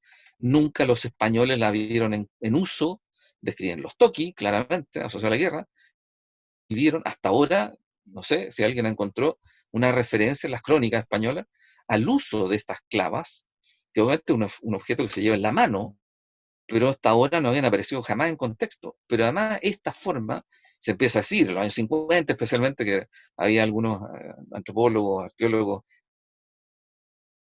fusionistas, que decían, claro, esto obviamente son polinésicas. Bueno, lo que hice yo fue recopilar toda la literatura y revisé más de las colecciones, fichando, qué sé yo, viendo, y descubrí algunos patrones, digamos. O sea, este tipo, por ejemplo, la forma discoidal, muy típico de la zona central, no se da en el sur de Chile. Y las clavas de tipo polinésico, como estas, por ejemplo, que son preciosas, son todas diferentes. Y obviamente la cabeza se refiere, obviamente, al loro, probablemente el loro chicahue. ¿Pero qué significa eso? Ni idea. nunca se escribieron textos, en fin, y son todas distintas dentro de ciertos patrones, con diferentes tipos de decoración, diseño, a veces inciso, y estas planas, con esta forma, que serían las de tipo polinésico, según estos autores antiguos. Pero no había mucho que decir, o sea, era imposible hacer una filogénesis de las clavas chilenas. Aquí están las clavas polinésicas arriba y las clavas de tipo Oaxaca en Chile, en el sur de Chile, especialmente. Y que son hechas básicamente de una pizarra, de una roca, de una formación del sur de Chile. Esto no son piezas importadas. O sea, la roca. Pero el modelo era un misterio. Sigue siendo un misterio para nosotros en Chile, ¿no? Aquí están este tipo de formas más así. Y esta es una forma simétrica de las islas Chatham, colonizadas por los maorí hacia el este, un pequeño archipiélago, y que en los Chatham son representan, y es muy obvio que las nuestras son aves, pero ni idea del contexto. Hasta que, hace poco tiempo, en el estero de Quillota, aparece una clave de un poquito menos de 10 centímetros, en la mano de un niño, en un contexto de una tumba del periodo intermedio tardío, que llamamos que es Picunche o Aconcagua. Cultura Aconcagua, así, 1200, 1400 de nuestra era, en Quillota aparece por primera vez una clava, pero una miniatura de clava con la forma típica de la zona central, el cuerpo, la cabeza discoidal, digamos, en la mano de un niño. Cualquier cosa ahí, pero por primera vez aparece en un contexto arqueológico. Hay dos, de hecho. En Quillota hay una que aparece en Lampa en un contexto habitacional.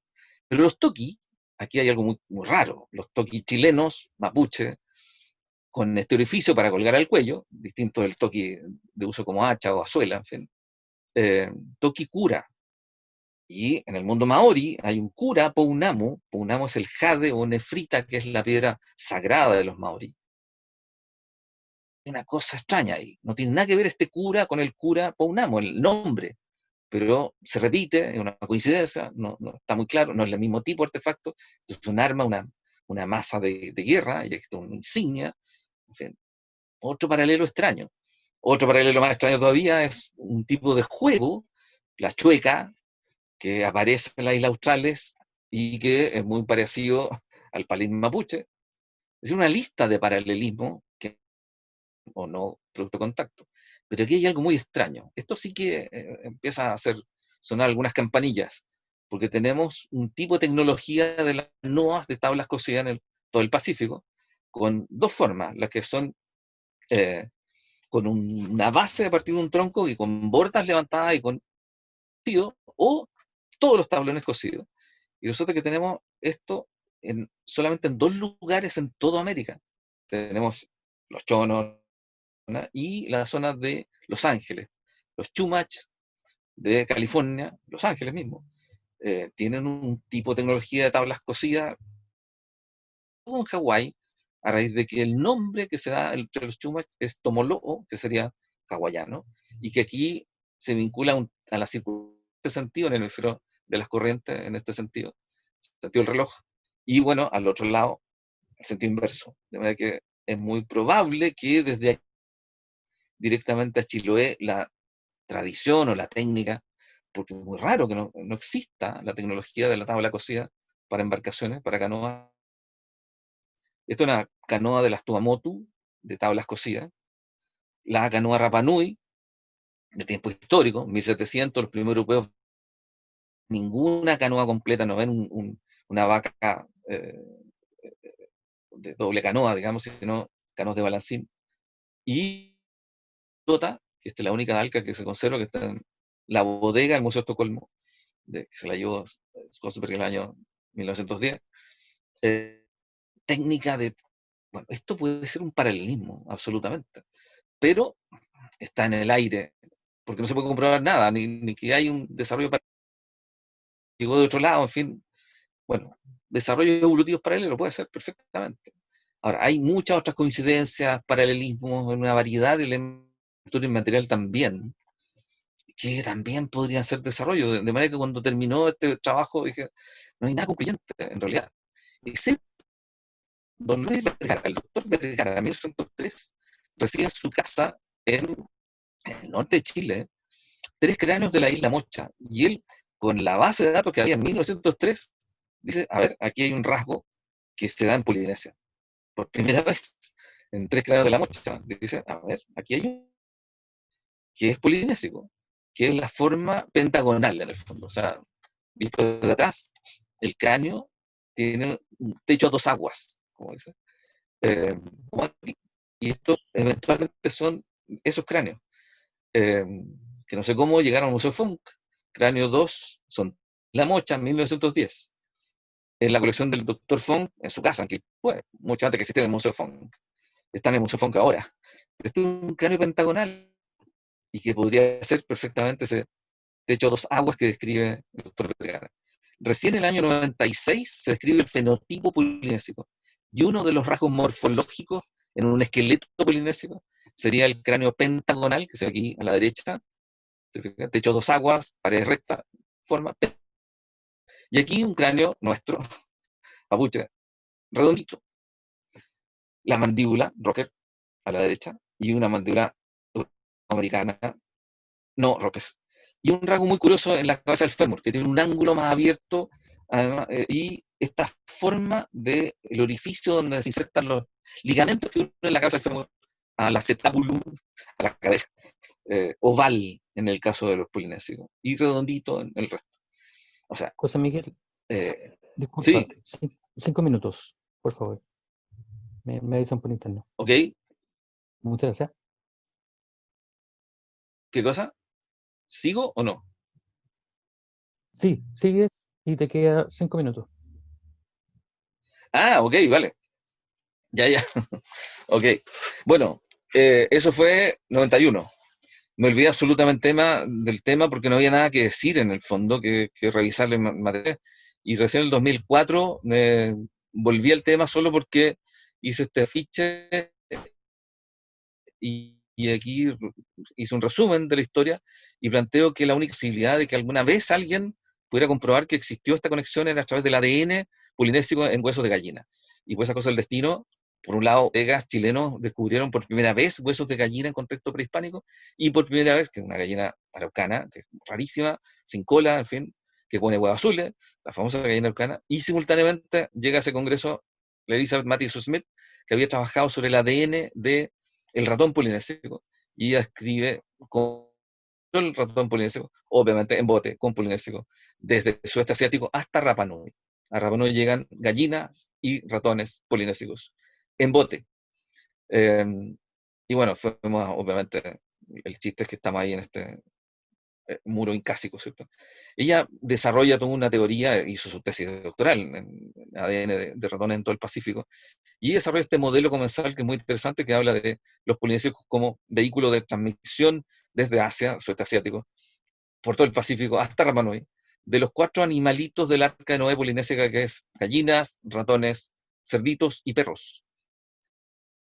Asia, y que atraviesan todo el Pacífico en bote. Y a Rapa Nui solamente llegaron 2 de ellos, gallinas y ratones. Bueno, en el Vergel, vamos a ir súper rápido, aparecen por primera vez, ahí Lino Contreras y compañía publican este trabajo sobre estos huesos de gallina. Fue re fácil conseguir, me prestaron huesitos, se los mandé a Elizabeth, y Elizabeth se lo entregó a su estudiante de doctorado que estaba trabajando en gallina, y el gran dato de la comprobación de que había genes polinésicos en estos huesitos de gallina, pero genes que se hacen núcleo del Pacífico.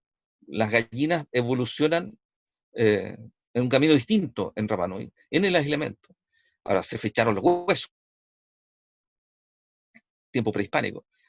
Y bueno, aquí está la foto de una gallina polinésica que viene para acá en una tabla de surf, que es invento polinésico.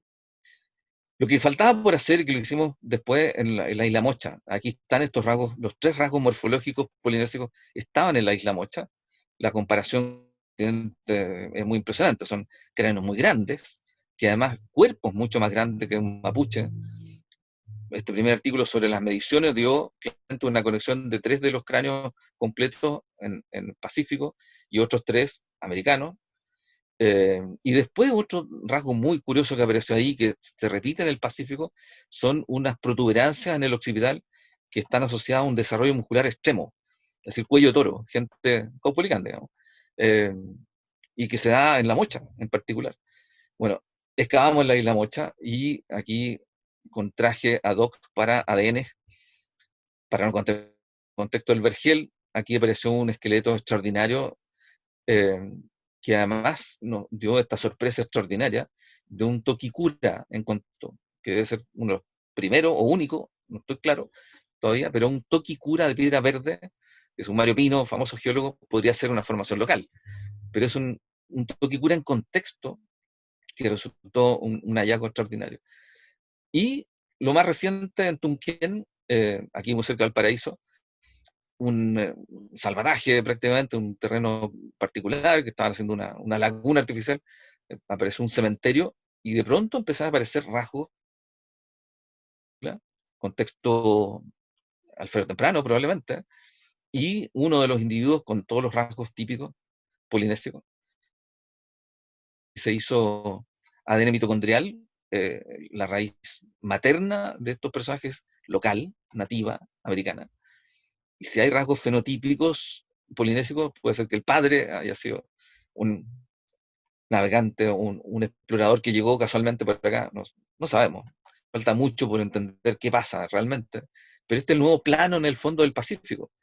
O sea, la propuesta, puntos suspensivos, la posibilidad de llegar derechamente desde el centro del Pacífico hasta la zona centro-sur y incluso desde Nueva Zelanda, las Chatham, hasta entre Valparaíso y Chiloé, más o menos.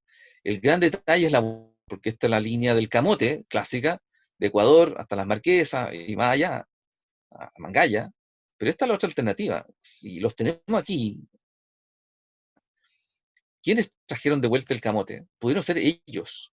Pues hasta ahora no hay presencia de americanos acá, ni de estos americanos de esta zona en el Pacífico, ni polinésicos acá, a pesar de este trabajo de los suní de Colombia, ¿cierto? A raíz de esta publicación de la gallinita polinésica en el sur, estos autores hicieron simulaciones de viajes de diferentes lugares del Pacífico con toda la información de los vectores de corriente y viento. Y esto es lo que pasaría si parten de Tonga, por ejemplo, en enero. Llegan todos a América. O diferentes lugares, hicieron una serie de ensayos, digamos, simulaciones. Es decir, todas pasan al sur de Rapa Nui, partiendo de diferentes lugares. Y esto lo interesó, como yo creo que están, yo creo, a lo mejor, que era lo normal, intentaron volver a casa. Y efectivamente, hasta el centro del Pacífico, nunca Rapa Nui.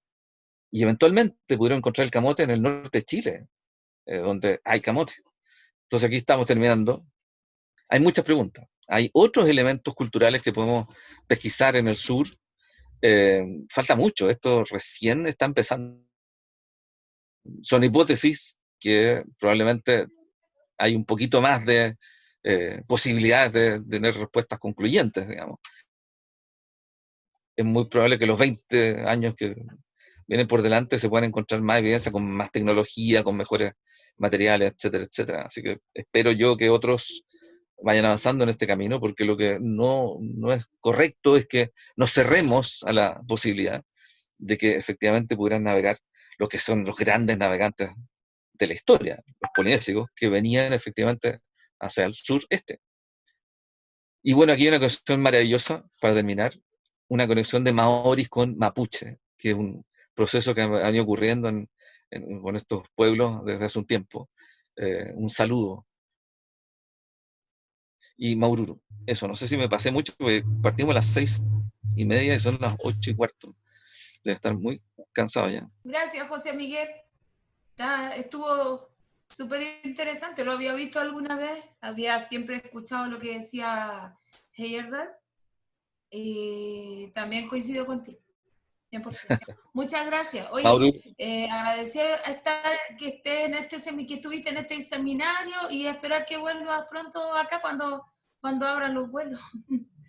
Muchas gracias, José Miguel. Sí, Maururu, que Corúa. Maururu. También quiero invitar a Eduardo Ruiz Tagle para que se despida de nosotros. Y bueno, Eduardo, por favor. Sí. Bueno, gracias a Sí, todos los comentarios, hay varios conocidos por ahí. de nuevo. Bueno, repito, agradezco mucho la presencia de todos ustedes en este lanzamiento y las entretenidas ponencias de José Miguel y de todos los que han participado. También agradezco al Ministerio de la Cultura, las Artes y el Patrimonio por el que aportó el financiamiento para el libro. Y anuncio los ganadores del concurso. Marcela Garrido fue quien se ganó el libro y Alejandra Olivares las láminas. Así que le escriben ahí a Bernardita que va a poner el mail para que coordinemos la entrega de las láminas. Pueden ser ahora y bueno, el libro va a estar listo, como lo mencioné, en fines de septiembre, yo diría más bien octubre. Bueno, me despido, muchas gracias a ustedes. Súper, muchas gracias Eduardo, nos vemos. Quería recordarles el concurso, para participar en un concurso que se llama Arma tu Flota, que son maquetas de papel. Este concurso vence el 3 de septiembre y pueden pedir más información a concursosideo2020@gmail.com. Creo que va a aparecer ahí.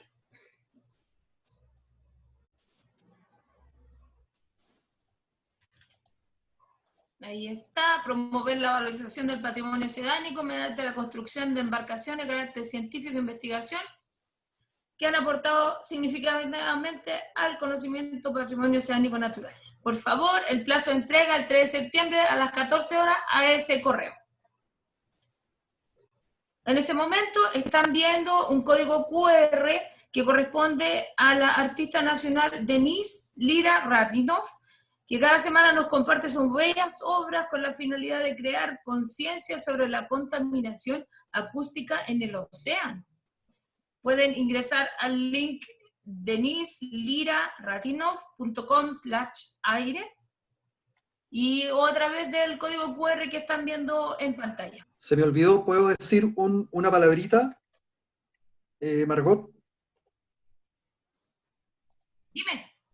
Margot, como dije al inicio, los agradecimientos siempre son interminables, pero no quiero que se me queden en el tintero dos personas, dos amigos del doctor que ayudaron mucho en el libro, que son Gerardo Velasco, que estuvo revisando todas las láminas, las transcripciones, y Juan Carlos Valle también, que ha estado siempre apoyando esta edición, y finalmente, como siempre, a José Miguel Ramírez, que en el fondo fue quien me acogió la primera vez que yo llegué a la isla, me mostró la isla, y participó en la primera publicación que hizo la editorial.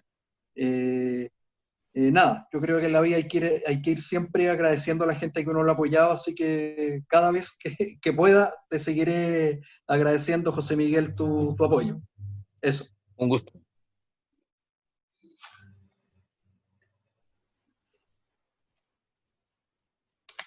Vale, muchísimas gracias, Eduardo. Entonces, ahora les estamos presentando una fotografía de nuestro equipo y ahí. Bueno, si se dan cuenta, está empezando a atardecer ya aquí en Rapa Nui, son casi las 6:30 de la tarde. Les agradezco que me hayan invitado a moderar esto, ha sido súper interesante. Ese libro, yo vi la primera edición que me pareció linda, supongo que esta es mucho más linda. Y eso, muchas gracias por participar. Veo que hay muchísima gente online. Y muchas gracias Bernardita, muchas gracias Eduardo, José Miguel y el otro Eduardo también. Gracias por escucharnos. Maurur. Muchas gracias.